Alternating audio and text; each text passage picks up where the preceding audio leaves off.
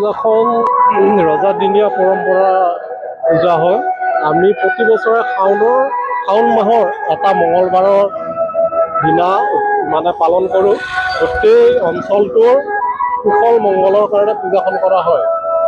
ইয়াতে গোটেই অঞ্চলৰ জুৰিয়ে মানে মণ্ডপোত চাঙিখন পৰিভ্ৰমণ কৰে গোটেই 3-4খন গাঁও। এনেকৈ চলি আছে। এইটো সঠিক মানে আমি ক'ব নোৱাৰিম। আমাৰ ককা আজো ককা ইহঁতৰ দিনৰ পৰাই চলি আছে। কেইবছৰৰ মূৰে মূৰে পাতে? এইটো আমি প্ৰত্যেক বছৰে কৰোঁ, বছৰে কৰোঁ। ডিমৰীয়া অঞ্চল বুলি নহয়, এইটো আচলতে ডিমৰীয়া অঞ্চলৰ নহয়। এইটো আমাৰ ধূপগুৰি গাঁও, উলনি এনেকৈ 3-4খন গাঁৱৰ মাজত কৰা হয় এইটো বছৰে।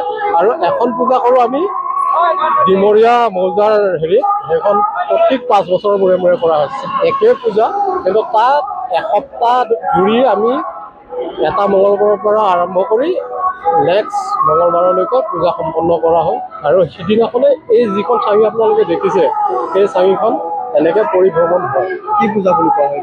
এই পূজাখন আজি যিখন মানে অনুষ্ঠিত হৈছে এইখন হ'ল গৰখীয়া মাল গোঁসাই, আৰু 5 বছৰ মূৰে মূৰে কৰাখন হ'ল বুঢ়া গোঁসাই।